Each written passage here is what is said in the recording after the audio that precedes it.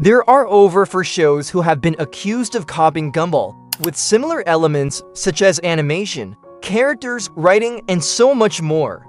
So today, we're gonna go through all these Gumball clones and see what happened to them, how similar they really are to Gumball, and where they are today, starting with the most infamous one, Miracle Star, which follows the life of a goat named Meow Sheng and his talking pet frog, Guel Guel, but instead of producing a somewhat new and original show. The creators saw the success of the Amazing World of Gumball to try to make a knockoff version with their own versions of the Gumball characters. And they didn't even try to hide it.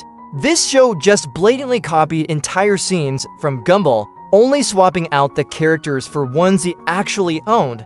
For example, one scene they copied came directly from the first episode of Gumball. Titled the DVD, in that episode, Nicole reminds Gumball to return a DVD of alligators on a train before they get fined. At first, Gumball tries to talk his way out of it, but after seeing Nicole punch the wall because of her full anger, he quickly agrees to return it.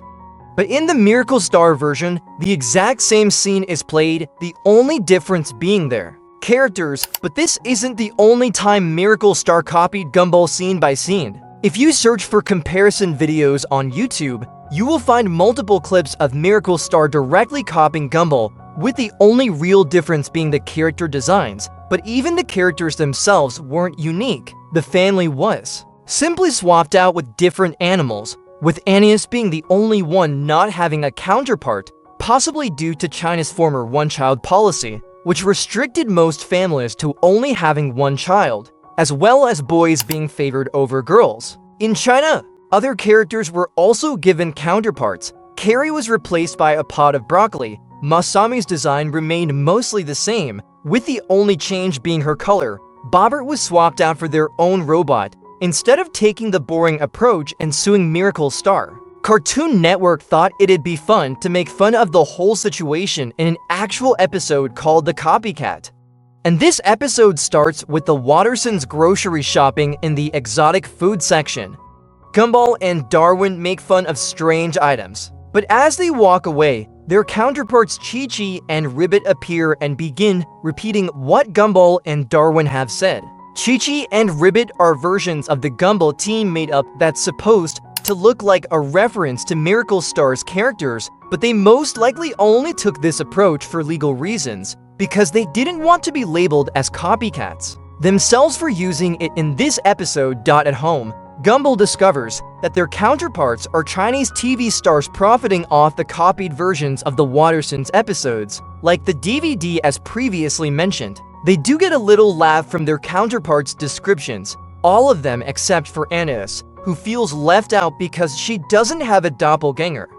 Because obviously they don't like daughters in China, but little did the Wattersons know this would actually end up saving them later in the episode. Fast forward a little bit and they find out that they're copying everything they do.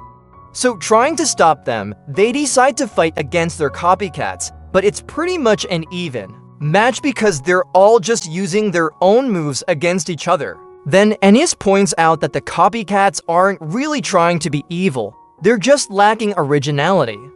So the family breaks into a song encouraging them to find their own style and be themselves. But that doesn't work, and the copycats immediately post their own version of what happened. As a last-ditch effort, the Wattersons put their own lives at risk, doing the most dangerous stunts, hoping they kill off their copycats. However, that doesn't work, so they take it to the next level and get on a burning truck that's going towards an unfinished bridge. At first, it seems like they're completely screwed. But Annius uses her big brain and thinks of disconnecting the tank from the truck, helping them, well, not die. But without an Annius of their own, the copycats fall to their demise, being the end of the copycats. After the episode aired, Miracle Star received tons of backlash, having a 1 out of 10 rating on IMDb, leading to its cancellation in 2017. But Miracle Star wasn't the only show that tried to copy Gumball. Back in 2009, there was a show called Pinky Malinky, which follows the main character who's also called Pinky Malinky, who's just trying to fit into a human world. That's pretty much it. he has two best friends, JJ and Babs, who are always by his side. At first glance, it's pretty easy to notice that the animation style is quite similar to the Amazing World of Gumball, and there's actually a reason for that. The show's creator, Christopher Mild, worked as a storyboard artist on Gumball in Season 1 and a writer for Season 2, and you can tell this by looking at the very first episode of Pinky Malinky called Snaps, which starts in the Foodman Market Mart, where Pinky explains how important the snack Poppins is to the town of Snackenham and how much it impacted his life. But soon, his friends discover that Poppins are being discontinued, which causes chaos throughout the city. When Pinky hears the news, he inflates like a balloon and bursts into the air. Immediately, it's clear that Pinky doesn't have the same physical limitations as his human friends. His body is extremely stretchy and aggressive, used for tons of visual gags. He can stretch incredibly far, shrink in size, and basically do things that no human could, which is very similar to the exaggerated movements of many Gumball characters. That said, these wacky stretch gags aren't special to Gumball. Plenty of animated shows like SpongeBob, Animatics, Tom and Jerry, and so much more use a similar format, where the main character can do a bunch of movements and stuff that can't be replicated in reality TV shows. Also, in a 2009 pilot of Pinky Malinky, Pinky has always been a character who can transform and do a lot of things with his body, all before Gumball was even a thing, because Gumball was created in 2011, which means that Pinky Malinky was never intended as a copy of Gumball. But because of the timing, Pinky was seen as a ripoff, but the similarities don't stop there. One of Gumball's standout traits is its use of mixed animation styles.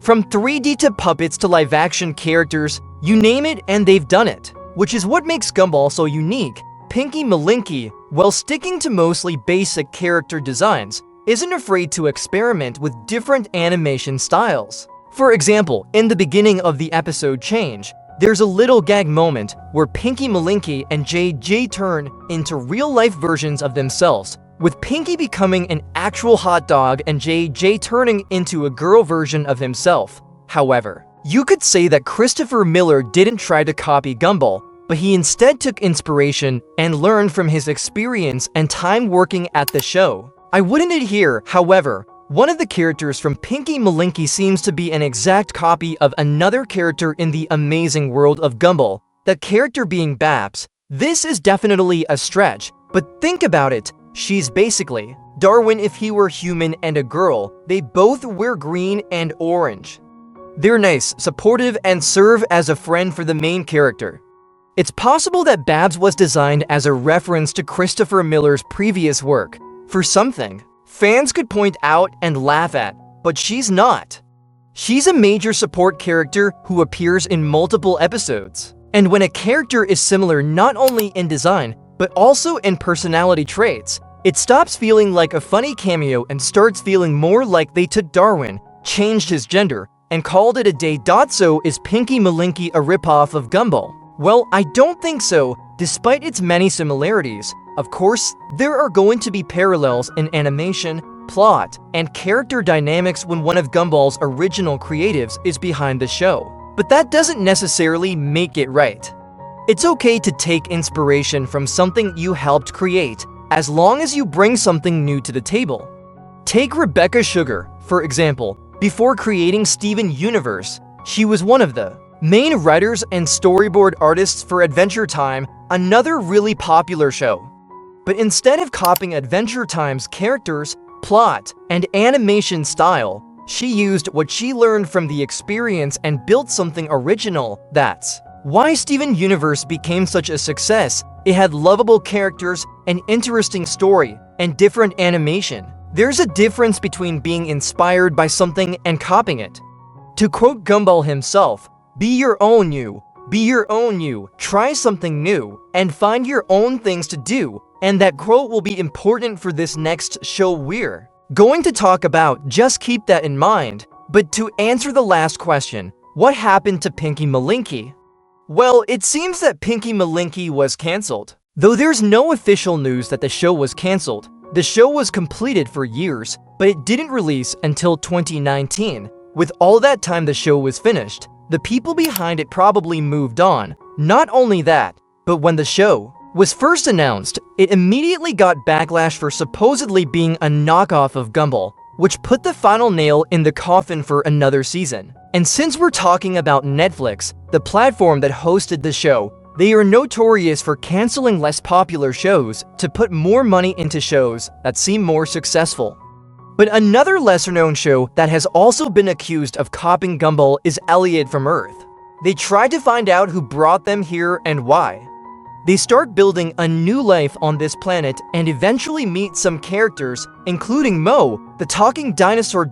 Unlike other shows I've mentioned before, Elliot from Earth doesn't exactly have anything that stands out that could be considered a copy of Gumball. One of the first things you'd probably notice while watching Elliot from Earth is how much the animation reminds you of Gumball. Both shows have those moments where the animation really goes all out. Super detailed, almost cinematic shots you'd never expect in a cartoon. It really shows how much effort went into making both shows. So why do they look so similar? Well, it's not just a coincidence. They were actually made by the same UK-based branch of Cartoon Network Studios. The shared production team explains a lot, from fluid character animation to the detailed backgrounds. You can totally see similar things in both shows. Not only that, but Sarah Fell, one of the producers on Gumball, actually stepped up as a creative director for Elliot from Earth, which is probably why both shows have a similar vibe. Same humor and really identical animation. Even if the Gumball animation can be explained by them being produced by the same team that brought us Gumball, there's a character that also seems really closely similar to Darwin, which is very similar to the previous situation with Pinky Malinky. For starters, they both have positive and curious outlooks on life. Always try to donate only that. But it seems the fan communities for both The Amazing World of Gumball and Harvey Beaks often show love for both cartoons. As for what happened to Harvey Beaks, the show was ultimately cancelled after 2 seasons, possibly because it never reached the same popularity as other Nickelodeon shows that were on at the time, like SpongeBob or The Fairly Odd Parents.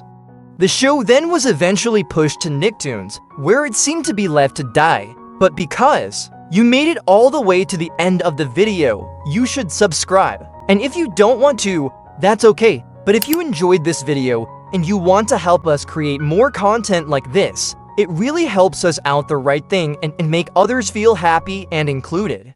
Both characters are incredibly loyal friends.